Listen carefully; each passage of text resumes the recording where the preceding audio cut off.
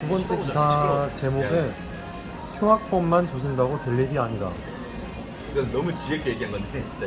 그러니까 평범미디어 후원 프로젝트의 일환으로 평범한 토크쇼라는 걸 만들어봤고, 첫 번째 이제 이야기 손님으로 광주에서 활동하는 프리랜서 언론인, 시민활동가, 사회활동가 김동규 씨를 초대해가지고 이제 이야기를 듣는 자리를 마련했는데요. 그때 이제 주제가 신림동 살인마 조선을 사형시키면 안 되는 이유, 그러니까 엄벌주의적 여론을 경계하는 게 이제 김동규 씨의 대주제입니다. 네, 대주제였고 그 이야기를 한번 해봤습니다. 구체적으로 들어가 봅시다. 저도 그때 참여했었는데 예. 일단 처음에 나온 내용으로는 이제 처벌 양극화에 대한 얘기가 나왔어요. 처벌 양극화. 그러니까 뭐냐면 대한민국은 법치주의 국가입니다. 네. 물론 법치주의가 법 어긴 사람 처벌하는 게 법치주의가 아니에요. 법치주의가 뭔지 알아? 법치주의는 이제 법에 의한 통제를 쉽게 얘기하는 거예요. 법에 의한 뭐? 법에 의한 통제. 통제, 비슷한데, 그러니까 법으로 누구를 통제하냐는 거지. 국민들. 땡. 다스릴 치자야, 법치주의야, 치가. 그러니까 통치권자 있죠. 자기 마음대로 권력을 사용할 수밖에 없는 통치권자들, 권력자들이 법에 따라서 통제를 받아야 하는 게 법치주의예요. 그러니까 우리가 마치 법 지키다가 법치주의인 줄 알잖아. 그게 아니야. 국민들 법 안 지키는 사람 법 지켜라, 이게 법치주의가 아니고, 대통령, 국회의원 이런 권력자들 있죠. 이런 사람들이 법률과 헌법에 따라서 제한을 받아야 된다는 게 법치주의예요. 그렇죠. 어쨌든 대한민국은 법치주의 국가이고, 그러니까 입헌주의고, 그러니까 어쨌든 법률에 따라서 모든 게 운영이 돼야 되잖아요. 그렇죠? 맞아요. 근데 이게 왜 했지? 범죄 피라미드. 그 얘기구나. 맞아. 그러니까 형법에 규정된 수많은 범죄 요소들이 있잖아요. 범죄가 있는데, 그러니까 공규 씨의 요지는 이런 겁니다.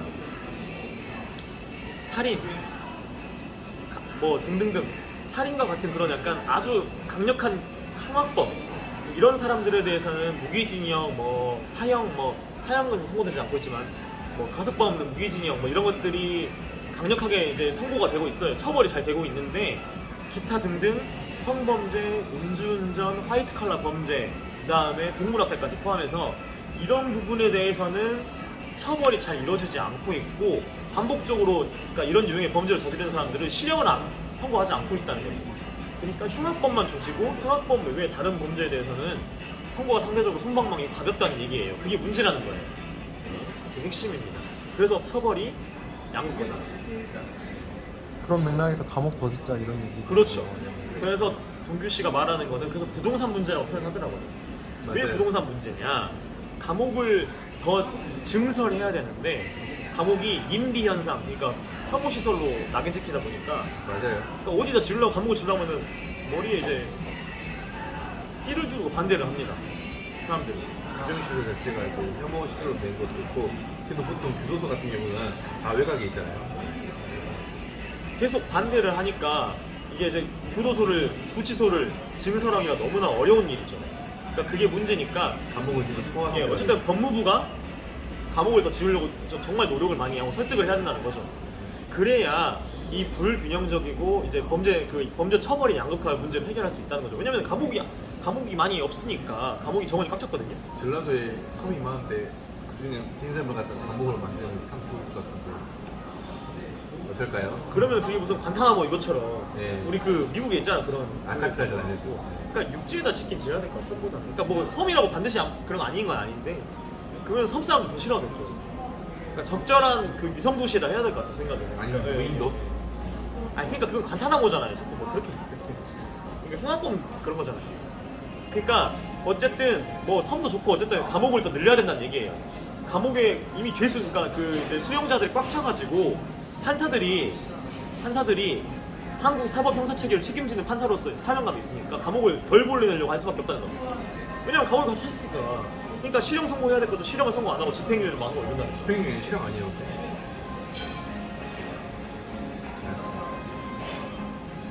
이거 내보낼 거야. 집행유예가 왜 실형이야? 징역형이지. 징역형이지. 징역형인데. 집행유예는 징역형이고, 네. 실형은 실제로 감옥에 가는 게 실형인 거야. 아, 징역형이라 그래. 그러니까 벌금은 실형으로 하죠. 그러니까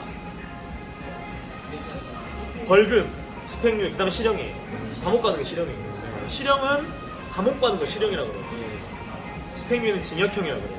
그래서 말장난 하긴 해. 가끔 막 이제 집행유예 나서 집행유예 나와서 감옥에 안 가게 됐는데 기사에서 이래. 뚱땡땡땡 누구? 징역형 선고받아. 뭔가 무섭잖아, 뭔가. 네, 집행유예. 그러니까 집행유예 유죄 받았다니까. 네. 무죄가 있고 벌금형이 있고 집행유예가 있고 그 다음에 실형이 있어요. 금고 또는 징역. 집행유예가 없는 징역. 진짜 너무 기초적인 걸 모르는데 이런 일을 기자 시켜서 내는 어쨌든 헷갈렸어. 근데 얘기가 또 나온 게 최근에 법무부에서 가석방 없는 무기징역도 검토하겠다고 했는데 야. 네. 그런 건 어떻게 생각하시는지? 일단 조선 같은 형법은 가덕법가 없는 무기징역이 돼야죠. 그렇죠. 네. 누가 더 그렇게 이야기할 겁니다. 그렇죠. 검토가 아니라 당장 해야 돼. 검토할 거 말할 거 없어요. 무조건 해야 돼요. 물론 그건 있어. 이제 그 사람을 무기징역, 가석방을 무기징역을 시키면 그 사람이 죽을 때까지 감옥에서 어쨌든 먹고 자고 다 해야 되잖아요. 그런 걸. 그 사람의 그런 사람들 책임져야 되니까 그에 따른 비용은 들겠죠. 그것도 다 국민세금으로 나가는 거니까. 그러니까 이게 기사에 대한 내용인데 동규 씨가 말하는 거는 핵심적으로는 그러니까 윤석열 정부의 법무부 한동훈 법무부 장관이 가석방 없는 무기징역형을 신설해서 흉악범을 더 조지자는 식으로 나가고 있어요. 전반적으로 뭐 사형제, 그러니까 사형 집행 시설을 점검하라든지 막 이런 것 자체가 사형을 집행할 수도 있다는 시그널을 주는 거잖아요. 그러니까 그렇죠. 이게 큰 방향에서 봤을 때는 이제 흉악범을 더 조지겠다는 거예요. 근데 그런 게 아예 의미가 없다라기보다는 그것만 가지고는 그것만 하고 국가가 할 일을 다 했다고 볼 수 없는 거잖아요. 그렇죠. 근데 이제 그거 해놓고 국민들을 눈가림 한다는 거죠. 그러니까 야, 나쁜 새끼들 이렇게 우리가 조질게. 나쁜 새끼들 목숨을 빼앗는 일도 해볼 수도 있다고 시그널을 준다든지 야 나쁜 놈들 있잖아 20년 감옥생활 했다고 풀려나면 안 되겠지 가석방 없게 할게 뭐 이런 거죠. 근데 동규 씨의 핵심은 그거를 반론했는데 일단 지금 현재도 그 무기징역형을 받는 그 죄수들이 가석방 받는 일은 너무 드문 일입니다. 1%밖에 없어요. 이미 가석방 없는 무기징역이 사실상 되고 있다는 거예요. 가석방을 받을 수 있는 가능성은 있는데 심사를 아주 철저하게 합니다. 예를 들어서 뭐 기능 자격사 시험도 따야 되고 뭐 그다음에 뭐 예를 들어서 뭐 학교 검정고시도 졸업해야 되고 뭐 이런 게 많아요. 이미 무기수들은 흉악한 범죄를 저질러서 무기징역 받았잖아요. 가석방으로 나올 가능성이 거의 없어요. 아주 드문 케이스 말고. 그리고 한 몇십 년 모범수로 지나잖아요. 그러니까 그런 것도 있고. 그러니까 그런 부분이 있다. 근데 이제 한동훈 법무부 장관은 이렇게 얘기하더라고요. 그러니까 그 일반 유기징역, 그 다음에 그 가석방 있는 무기징역, 그 다음에 가석방 없는 무기징역, 그 다음에 사형 이렇게 네 가지. 그러니까 판사들한테 이렇게 네 가지 선택지를 줄 테니까 좀 더 폭넓고 실질적인 선고를 하라는 거예요. 이게 한동훈 법무장이 그렇게 얘기하더라고요. 근데 이제 김동규 씨는 이미 가석방 없는 무기징역이라는 거는 없지만 그렇게 아직 법이 그렇지 않으니까. 근데 지금도 그렇게 되고 있다는 거예요. 그러니까 무기수가 가석방을 풀려는 일 1%밖에 없다는 거예요. 아주 이례적인 거예요. 그리고 사연이 있는 경우, 예를 들어서 20년간 30년간 가정폭력을 당해서 어쩔 수 없이 아버지를 죽였다든지 뭐 이런 사례들도 있잖아요. 그렇죠. 그러니까 정사 참작을 받을 만한 요소가 있거나 아주 열심히 수용생활을 했거나 또는 뭐 기능 자격사 시험 땄다든지 뭐 재범을 다시 범할 그런 약간 가능성이 낮다든지 그런 경우에는 사람을 죽어서 무기징역을 받더라도 가석방이 될 수도 있어야 된다는 거죠. 예. 그러니까 가석방 없는 무기징역, 뭐 종신형이죠. 되게 쉽게 말해서 종신형을 했다 그래서 흉악범 조진다는 그런 큰 틀에서의 그런 방향이거든요.